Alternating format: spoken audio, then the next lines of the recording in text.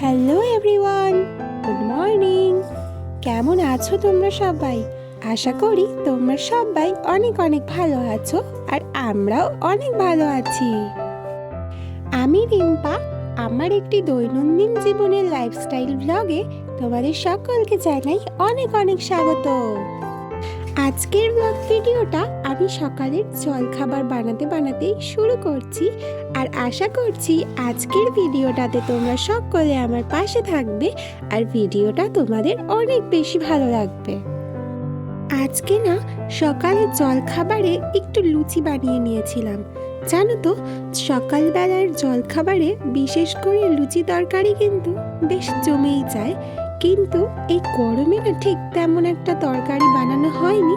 চা করেছিলাম আর লুচি দিয়ে মেয়ে আর হাজবেন্ডকে চিনি দিয়ে দিয়েছি, আর আমি তো চা দিয়েই লুচিটা খেয়ে নিয়েছি।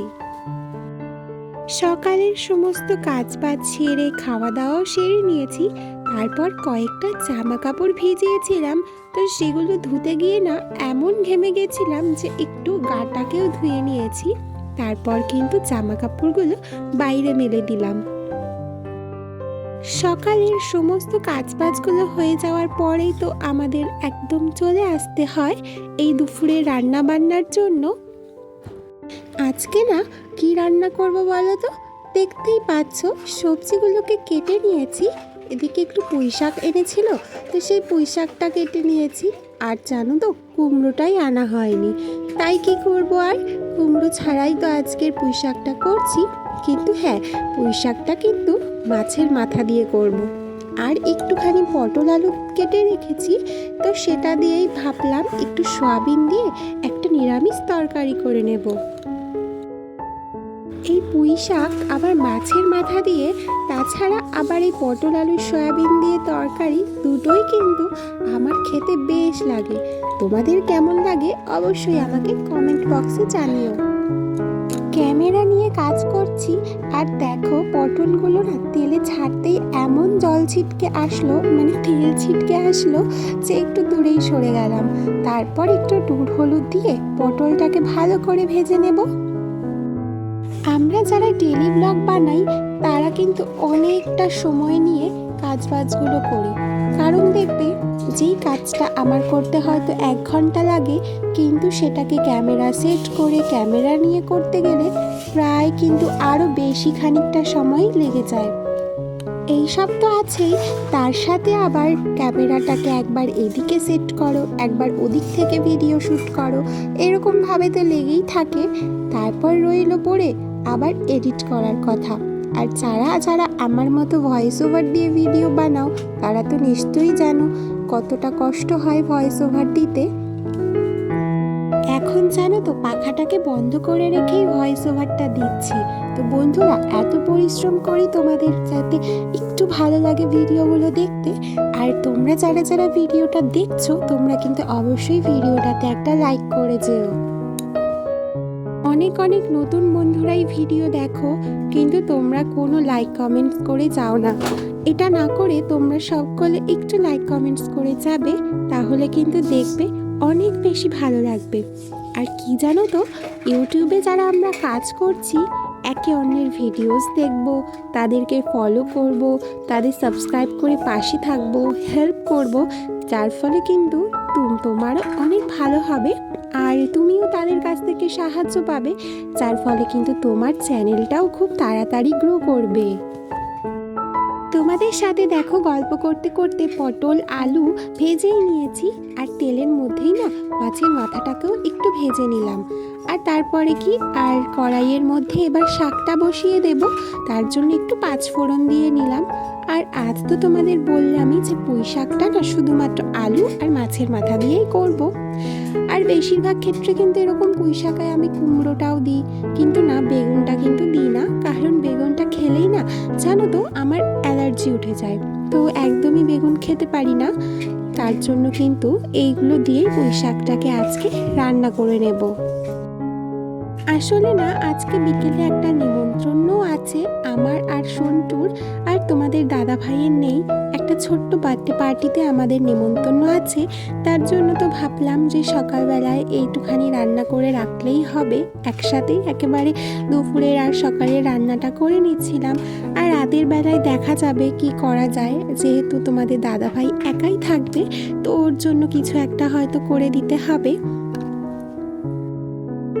ভিডিওর মাঝখানে বলি, তোমরা যারা যারা আমার ভিডিওটা দেখছো তোমাদের সকলকে অনেক অনেক ধন্যবাদ। আর আজকের ভিডিওটায় যদি তোমরা কেউ নতুন হয়ে থাকো তাহলে কিন্তু অবশ্যই আমার চ্যানেলটিকে সাবস্ক্রাইব করে আর ভিডিওটাতে একটা লাইক করে যেও।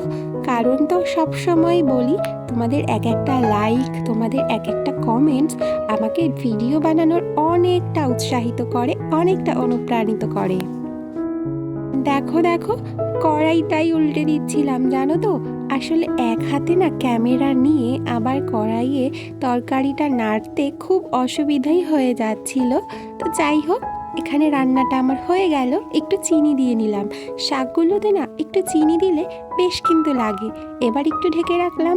আর এই দেখো, সয়াবিন আলুর তরকারি পটল দিয়ে করেছিলাম। তো রান্নাটা তো তোমাদের সাথে শেয়ার করতে পারলাম না, কেন না বলো তো, আমার তো আবার টিউশন পড়ানো ছিল, তাই আবার ক্যামেরা নিয়ে কাজ করতে অনেকটা দেরি হয়ে যেত, তাই ওই সমস্ত আর তোমাদের সাথে শেয়ার করলাম না।